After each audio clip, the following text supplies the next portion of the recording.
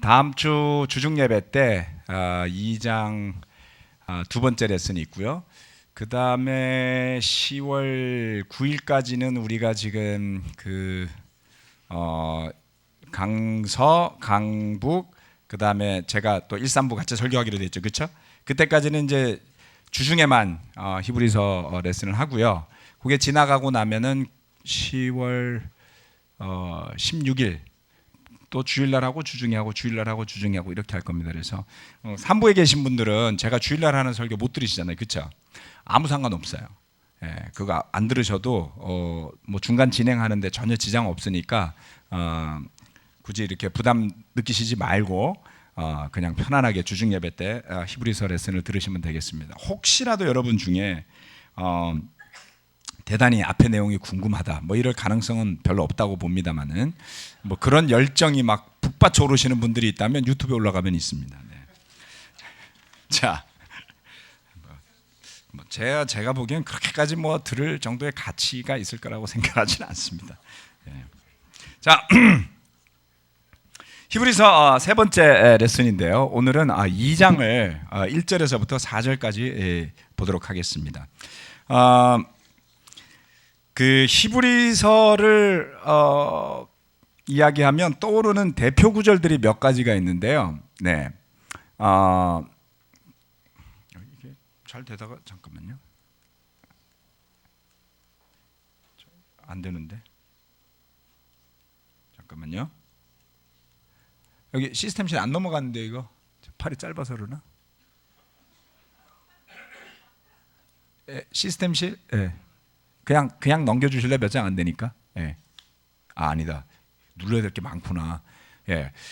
오늘 설교의 제목은 들은 바를 더욱 굳게 간직하여. 이게 1절부터 4절까지 2장에 나오는 겁니다. 2장에 1절부터 4절까지 하고 그 다음에 나머지 5절부터 해갖고 18절까지 다음 주에 레슨을 하게 됩니다. 2장 두 번 만에 끝낼 수 있어서 참 좋은 것 같아요. 들은 바를 더욱 굳게 간직하여. 예. 예, 들은 바를 굳게 간직하여. 예, 이겁니다. 계속 안 나오네. 이게 왜 그러지? 이게 뭐 문제 있어요? 천천히 해주세요. 그게 여기 있으면 안 되지. 네. 참고로 이제 히브리서는 1장부터 13장까지로 구성이 되어 있는데요. 여러분들 우리가 제일 히브리서에서 유명한 장이 11장 믿음장 잘 아시죠, 그렇죠? 믿음의 영웅들이 쫙 나오잖아요. 나중에 11장쯤 가시면 여러분들이 막 굉장히 그 감정이 북받쳐 올라서 그 믿음의 영웅들의 이야기를 들을 때가 올 겁니다. 근데 11장까지 가려면 한참 남았어요. 2장, 3장, 4장, 5장, 6장, 7장, 8장, 9장, 10장까지 가야 되니까 그때까지 좀 인내하시고 중간중간 재밌는 장들이 많이 있습니다. 그래서 1장은 좀 재미는 없었어요.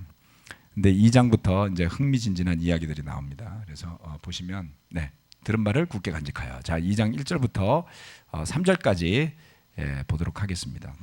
자, 앞에 있죠? 다 같이 한번 읽어볼까요? 시작. 그러므로 우리는 들은 바를 더욱 굳게 간직하여 잘못된 길로 빠져드는 일이 없어야 마땅하겠습니다.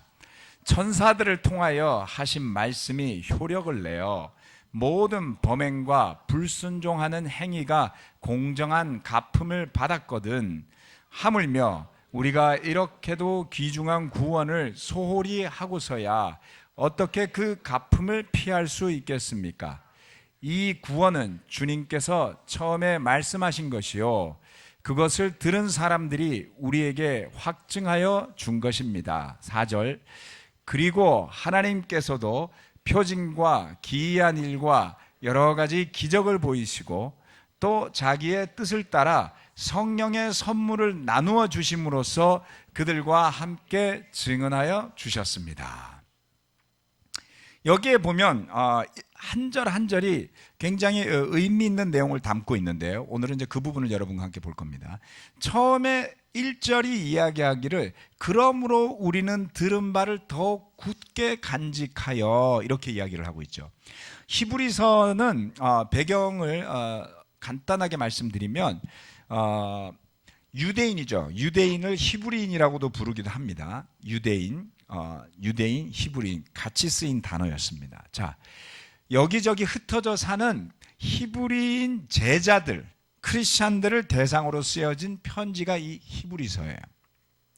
그래서 히브리서는 다른 서신서에 전혀 나오지 않는 여러 가지 내용이 나옵니다. 안식에 대한 이야기가 나오고, 그리고 제사에 대한 이야기가 나오고, 그래서 우리가 십자가 공부할 때 히브리서 9장 20절 말씀을 보죠. 그렇죠? 히브리서 9장 전체를 잘 읽어보면 제사의식과 십자가를 잘 설명을 해놓고 있습니다. 그래서 그 유대인들이, 히브리인들이 가지고 있는 구약 율법, 구약 성경과 그리고 복음의 주인으로 오신 예수님, 하나님의 아들, 이 두 개를 계속 비교하면서 스토리가 진행이 돼요. 그래서 1장 1절에 가면 옛날에는 하나님께서 조상들에게 여러 예언자들을 보내서 예언하셨다 그러잖아요. 그죠? 그런데 마지막 날에는 아들을 통하여 이렇게 이야기를 하고 있죠. 우리가 지저스원 공부할 때 하니까 잘 아시죠, 이 구조. 그렇죠? 그게 뭐냐면 옛날과 마지막 날이라는 것을 이렇게 비교하는 거예요.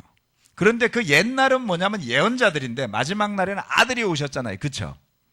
자, 왜 그러한 것을 이야기를 했냐면 그 당시에 히브리서가 쓰여진 배경에서 유대인들이, 제자들이, 그리스도인들이 핍박을 살짝 당하다가 이제 굉장히 큰 핍박이 막 다가오고 있었어요. 분위기가 안 좋았어요. 예. 분위기가 굉장히 안 좋습니다. 요즘 우리나라 분위기 안 좋죠. 북한이 맨날 미사일 만들고 뭐하고 막 지진 나고 분위기 안 좋잖아요. 그렇죠? 예. 그런 것처럼 핍박의 그 뭉게구름이 막 몰려오고 있었던 거죠.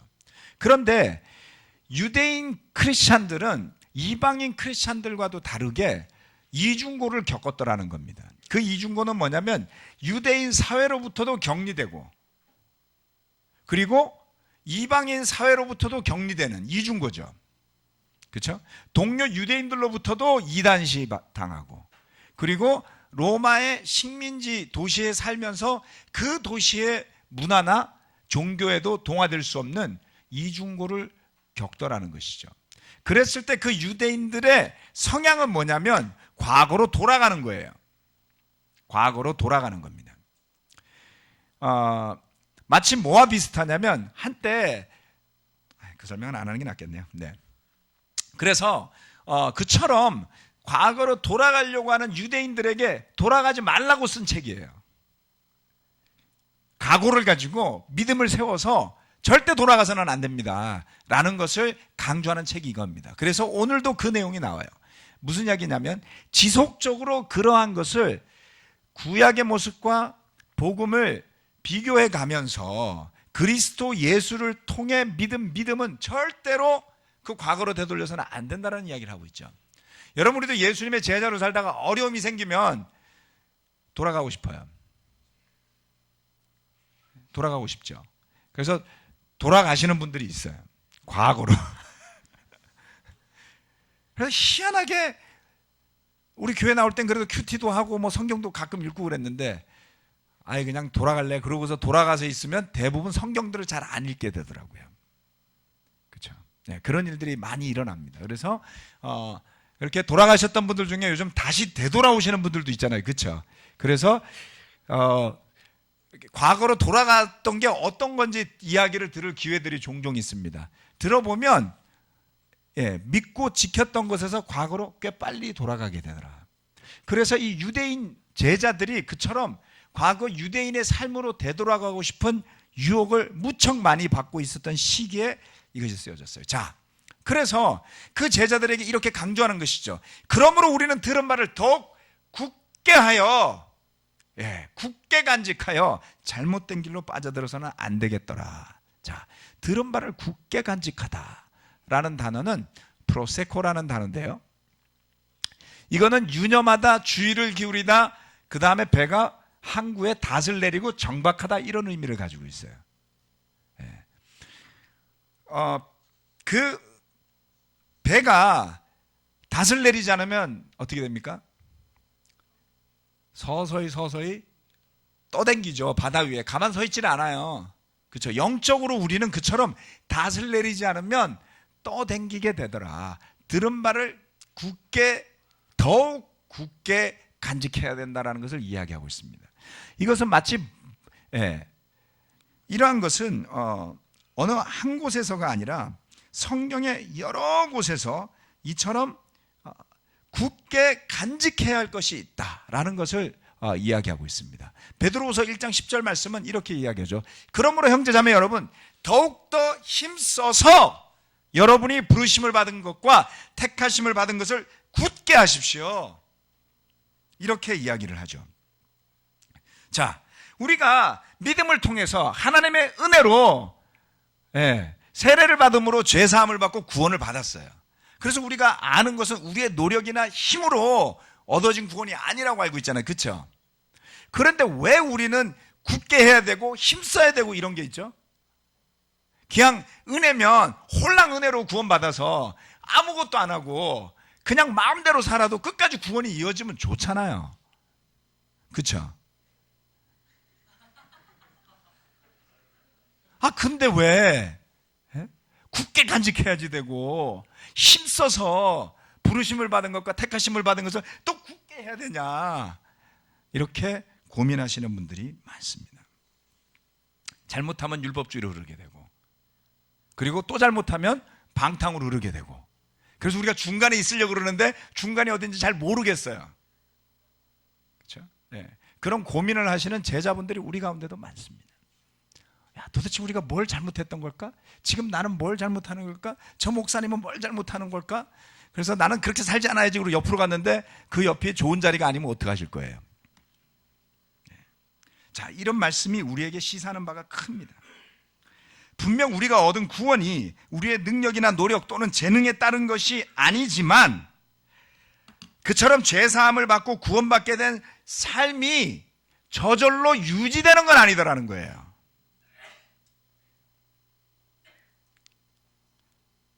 이상하잖아요. 하나님의 은혜는 왜 이렇죠? 다음 시간에 은혜에 대한 것을 좀 더 말씀을 드릴 겁니다. 하나님의 은혜는요, 여러분이나 제가 상상하는 그런 은혜가 아닙니다, 여러분. 우리에게 있어서 은혜는 내 마음대로 해주는 거예요. 그렇죠? 하나님의 은혜는요, 하나님 마음대로 해주시는 거예요. 그러니까 여러분이 원하는 편안한 대로의 삶의 모습 아닐 수 있습니다. 자, 그 점을 우리가 말씀을 통해서 예수님을 보면 알게 되고 배울 수 있는 것이죠. 자, 그래서 예수님이 뭐라 그랬냐면 마음과 뜻과 힘과 목숨을 다해 주 너의 하나님을 사랑하라 그랬어요. 하나님 사랑하는 게 그냥 대충 편안하게 시쳇말로 얼레벌레 사랑해서 되면 얼마나 좋겠어요. 근데 예수님은 뭐라 그랬냐면 마음과 뜻과 힘과 목숨을 다해 이렇게 이야기했다고요. 그게 농담으로 들리세요? 예수님 그래서 목숨을 바치시잖아요. 그렇죠? 근데 우리는 그렇게 생각 안 해요. 나 편한 대로 이렇게 생각을 하는 경우가 많다는 것이죠. 바로 그런 이유 때문에 우리의 구원을 방해하는 적들이 존재하고 악한 세력들이 있고 영들이 있고 장애물이 있더라는 겁니다. 그래서 우리가 그 얻은 구원을 뭔가 굳건하게 하지 않으면 둥둥둥 떠내려가게 되기 때문에 이러한 글들을 기록해 놓았던 것입니다. 우리의 생각, 우리의 감정, 그리고 영성, 심지어는 육체까지도 이게 마음과 뜻과 힘과 목숨을 다하는 거예요. 마음과 뜻과, 이건 여기 있잖아요. 그렇죠? 여기도 있고, 그렇죠? 힘을 안 쓰면 그냥 가는 거예요. 무슨 말이냐면 성경 너무 읽고 싶어요. 성경 잘 안 폈어요. 힘을 안 써요. 아무 일도 안 일어난다고요. 믿음은 뭐냐면 마음도 있고 뜻도 있고 힘도 써야지 돼요. 예배를 오셔야 된다고요. 마음은 너무 좋아요. 예. 그런데 힘을 안 쓰면 완성이 되지 않습니다. 마지막 정점을 찍는 건 목숨까지예요. 우리가 그 수준까지 아직 못 갔을지 몰라요. 그렇죠? 예. 그런데 사탄은 그것까지도 요구할 겁니다. 만약에 그처럼 모든 것이 일체가 되어서 하나님을 향해 있지 않으면 온갖 세상에 눈이 돌아가고 마음이 돌아가고 몸이 흩어지고 세상에 내맡겨져 있고 그렇게 있는데도 하나님의 구원이 늘상 우리에게 있을 것이라고 성경은 가르치지 않더라는 겁니다. 제대로 하나님을 알고 믿는 사람이라면 그 안에 분명 세상적인 것들로부터 자신을 지켜나갈 만한 힘이 있어야 하는 것입니다. 그 힘은 여러분의 능력과 힘이 아니라 성령의 도우심을 받아 끊임없이 세상의 흐름을 거슬러 올라가는 그런 하나님의 능력을 의미하는 것이죠. 네. 우리의 노력이나 수고로 얻은 것이 아닌 구원이지만 그럼에도 불구하고 그것이 지켜지기 위해서는 더욱 굳게 간직해야만 합니다. 자, 그러면 들은 바를 굳게 간직하여 뭐를 해야 되느냐? 잘못된 길로 빠져드는 일이 없어야 하겠습니다. 자, 빠져들다라는 말은 파라레오라 그러는데요. 이것도 떠내려가다, 흘러가다 이런 뜻이 있습니다. 배가 정박하지 않으면 어떻게 된다 그랬어요? 떠내려가는 거죠. 네. 잘못된 길로 빠져드는 일, 그것은 뭐냐면 우리가 있어야 할 자리에 있지 않고 있으려고 힘쓰지 않고 그냥 있기 때문에 떠내려가는 것이죠. 그래서 항해 중에 경로를 이탈하거나 정박 중에 줄이 풀려서 배가 떠내려가는 배를 이렇게 표현한다 그래요. 이 항해와 관련된 용어를 무척 많이 써요 보니까. 그런 부분들이. 그래서 그 떠내려가는 일은 여러분 배 타고 경험해 보셨는지 모르겠는데요. 의식하지 못하는 사이에 떠내려갑니다. 제가 예전에 바닷가에서 부기보드라고 이렇게 왜 그 파도가 오면은 앞에다 이렇게 달고서 저기 그 서핑 보드는 아니고요. 이렇게 달고서 파도를 이렇게 탈 수 있는 그런 보드가 있었어요. 그래서 바닷가에서 열심히 이제 헤엄을 쳐가지고 그걸 타고 있었는데 멀리 나갔죠. 파도를 타야 되니까 헤엄쳐가지고 이렇게 타고서 헤엄을 쳐갖고 이제 파도가 뭐 타고 이렇게 타고 그러고서는 이제 해변으로 돌아오려고 수영을 계속 하는 거예요. 근데 이 해변이 가까워지질 않아. 해변이. 근데 그것도 모르고 계속 이러고 있었어요. 의지의 한국인 그러면서 한참 하고 있는데 앞에서 누가 막 오더라고요. 앞에서 누가 막 와요. 그 사람이 뭐냐면 구조요원이었던 거예요. 그래서 들어오더니 줄을 잡으래요. 그때까지도 저는 몰랐어요. 그게 뭐냐면 이한류라고 왜 이렇게 바다에서 부딪혀갖고 밖으로 밀어내는 그 흐름이 있죠. 거기에 걸린 거예요. 그러면 아무리 저어도 앞으로 나가질 않아요. 계속 뒤로 가요. 밀어냈죠. 떠내려가는지도 모르고 좋다고 이러고 있었어요. 그대로 있었으면 죽는 거죠. 흘러가기 쉬운데 우리의 영적인 상태에 무관심하거나 내가 하는 일에 빠져들어서 도대체 어디쯤 가고 있는지 신경 쓰지 않을 때 우리는 우리가 가지 말아야 할 곳으로 흘러내려갈 수 있습니다. 영적인 삶은 그냥 머물러 있고 싶어도 머물러 있기도 어려운 삶인 것 같아요. 마치 날마다 주가가 변하듯이 변동을 칩니다. 그것은 우리가 살고 있는 세상이 잠잠한 곳이 아니기 때문입니다. 바울은 이렇게 표현을 했죠.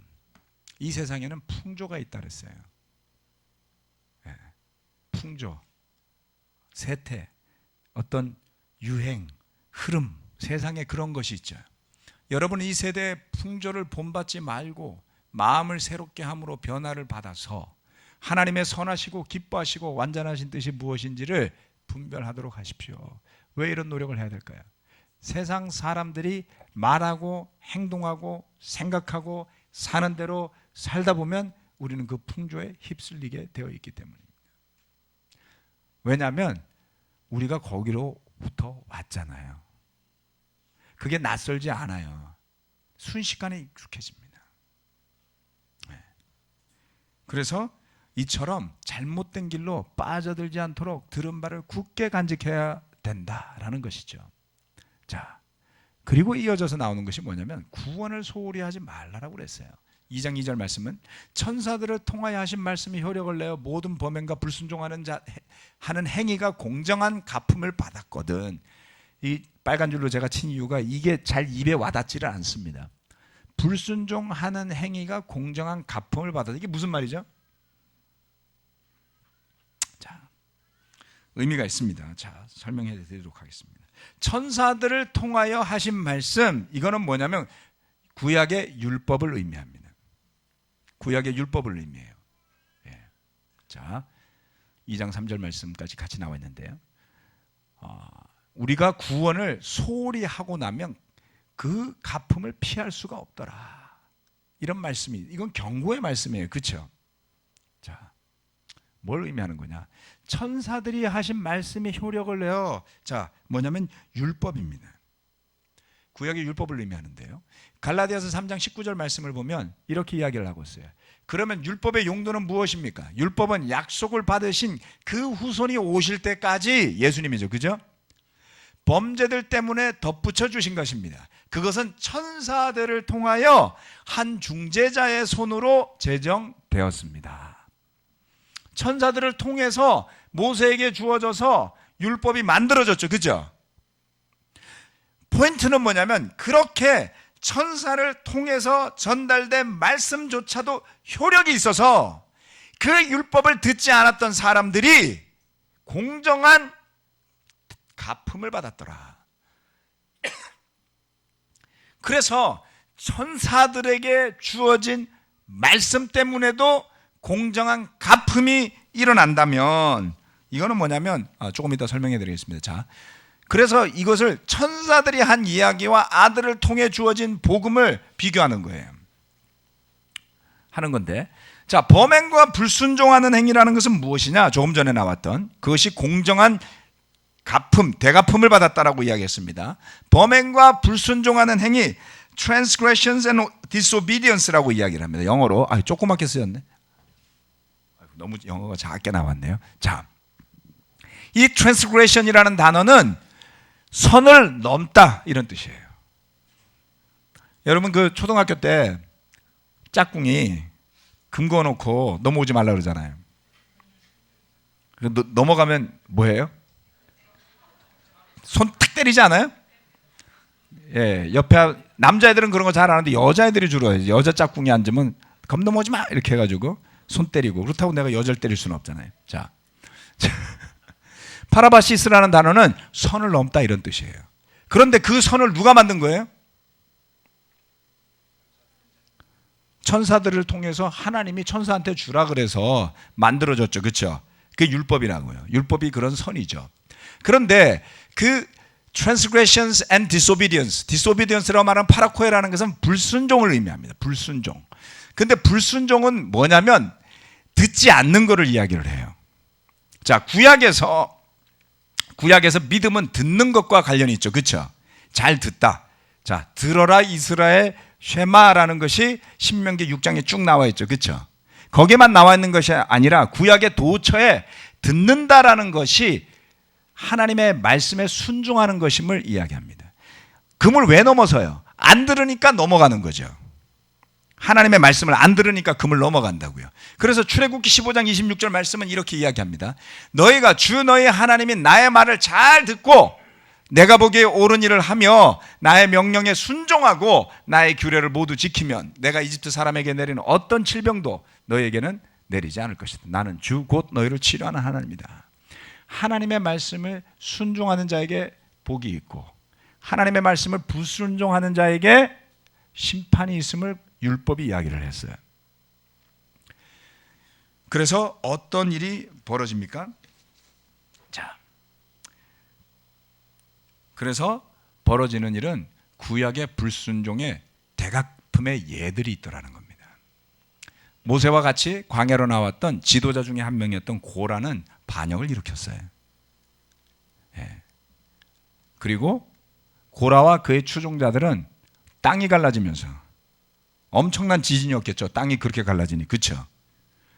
5.8 가지고도 온 나라가 난린데 고라와 그의 추종자들이 겪었던 지진은 땅이 완전히 갈라져서 그 안으로 들어가서 다 죽었어요. 백성들이 얼마만한 두려움에 사로잡혔을까요? 듣지 않음, 불순종의 대가가 무서웠던 겁니다. 그런데 그것은 비단 고라에게만 한정된 일이 아니었더라는 겁니다. 이스라엘 백성들이 성막을 만들고 제사장이 입을 옷을 열심히 헌금으로 바쳐서 예물로 바쳐서 가지고 와서 그들이 성막을 멋들어지게 만들었어요. 그리고 아론과 그의 아들들이 입을 멋진 옷을, 제사장복을, 에봇을 만들었죠. 그런데 그 제사를 드리고자 했던 순간에 나답과 아비후, 아론의 두 아들은 불에 타서 죽었어요. 불법 제사를 드리다가 하나님의 말씀에 순종하지 않았기 때문에 벌어진 공정한 대가품의 예가 구약 성경 곳곳에서 등장하는 것을 볼 수가 있습니다. 자, 이것은 무엇을 이야기합니까? 이스라엘 백성들은 40년간 불순종 때문에, 불신앙 때문에 광야에서 방랑하다가 모두 죽었어요. 불순종의 대가는 무시무시했던 것입니다. 그러면 히브리서 기자는 무엇을 이야기하는 것이냐면 이처럼 천사가 전해준 율법을 듣지 않았던 사람들이 이러한 공정한 대가품, 우리 입장에서는 공정하지 않은 것 같아요. 하나님 입장에서라는 겁니다. 여러분, 믿음은 하나님이 보시는 거예요. 이러한 대가품이 있었다면 하물며 우리는 그 구원, 그리스도 예수, 하나님의 아들, 그 아들을 통해 전해진 복음과 그 구원을 소홀히 한다면 어떤 대가품을 받게 될까요? 그보다 더 큰 심판이 있을 것을 이야기하는 것입니다. 때로는 우리가 예배를 드리고 하나님을 믿고 예수님을 믿을 때 싫은 이야기 듣고 싶지 않아요. 저도 듣고 싶지 않고 저도 하기 싫어요. 그런데 성경은 때때로 그것을 기록하더라는 겁니다. 사실은 순종으로 말미암는 축복보다가 불순종으로 말미암는 저주가 3배가 더 많아요. 내용이 보면 경고가 3배가 더 많아요. 성경은 그래서 좋은 이야기보다가는, 듣기 좋고 달콤한 이야기보다가는 듣고 싶지 않은 두려운 이야기가 더 많이 나옵니다. 우리가 그 부분에 눈과 마음을 기울이지 않는다면 우리 마음대로의, 우리 방식대로의 신앙으로 가려는 유혹에 빠져 있다라고 해도 아주 틀리지는 않을 겁니다. 자, 이 구원의 확정, 이 구원의 확정, 아들을 통해 준 구원은 어떤 겁니까? 자, 구약의 율법과 다르게, 모세 오경과 다르게 사도행전은 내용이 좀 달라요. 그렇죠? 여러분, 출애굽의 과정에서 나와 있던 모세 오경의 스토리와 사도행전이 이제 비교가 되는 겁니다. 자, 2장 4절 말씀을 한번 보겠습니다. 그리고 하나님께서도 표징과 기이한 일과 여러 가지 기적을 보이시고 또 자기의 뜻을 따라 성령의 선물을 나누어 주심으로써 그들과 함께 증언하여 주셨습니다. 무엇을요? 아들로 말미암은, 복음으로 말미암은 구원을 확정해 줬더라는 거예요. 이게 지금 나오는 이야기 2장 4절은 바로 사도행전을 이야기하는 거예요. 자, 구약의 불순종과 신약의 사도행전의 기적의 이야기를 한번 비교해 보세요.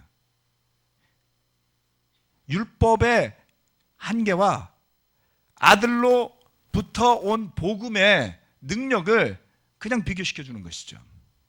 그렇죠? 사도행전은 익사이팅하지 않나요? 그 가운데 핍박도 있고 어려움도 있지만 완전한 복음의 승리의 이야기가 사도행전의 이야기죠. 그렇죠?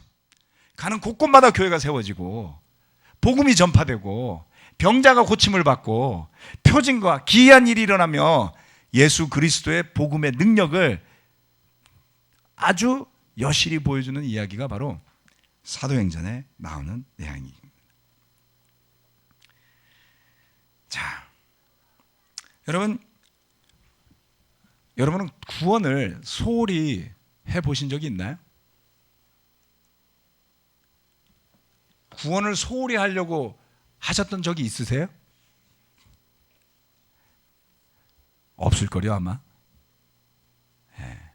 심지어 날마다 성경을 안 읽는 사람이라 할지라도 한때 세례를 받고 예수님을 믿었던 사람이라면 구원을 소홀히 하고 싶지는 않을 거예요. 제가 20 몇 년 동안 목회를 하면서 어떠한 사람도 나는 하나님을 믿지 않겠습니다라고 말하는 사람 본 적이 없습니다. 어떤 이유로 교회를 떠나건 아니면 교회에 남아있건 못 지내건 잘 지내건 아예 안 믿는다라고 말하는 사람은 전 본 적이 없어요. 무슨 이야기냐면 구원이라는 것을 소홀히 할 생각이 없다는 거예요. 이거는 내가 받았고 어찌됐건 난 이거 가지고 살래. 당신이 뭐라 그러건 이건 내 거야. 이렇게도 생각해요. 그렇죠? 유대인들이 유대교로 복귀하려고 할 때 그 구원을 소홀히 하려고 생각했을까요? 그들 나름대로 논리가 있었을 거고요. 그들 나름대로 설명이 있었을 거고 그들 나름대로 스토리가 다 있었을 겁니다. 자, 갑자기 히브리서는 구원을 소홀히 하지 말라고 확 이야기를 집어던지죠. 어떤 사람들은 마음이 찔렸을 수도 있어요. 여러분, 율법의 시대를 벗어나서 이제 은혜의 시대로 접어들었으니 우리 마음대로 믿고 마음대로 살고 해도 여전히 구원이 튼튼히 지켜지는 거라고 생각하는 사람들은 구원을 소홀히 할 가능성이 매우 높습니다. 율법의 시대를 벗어난 것도 틀림없고요. 은혜의 시대에 접어든 것도 틀림이 없습니다. 그러나 주님이 말씀하시는 그 신앙과 믿음의 기준이 율법보다 낮아졌다라고 생각한다면 큰 오산이죠. 마태복음에서 예수님 뭐라 그랬습니까?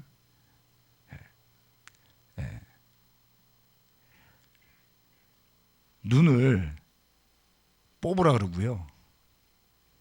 손을 자르라 그랬어요. 할 수 있나요? 최소한 구약은 그렇게 이야기 하지 않았어요. 그렇죠? 불가능한 걸 이야기했으니까 어차피 안 할 거라고 생각하고 말씀했을 거라고 섣불리 결론 짓지 마세요.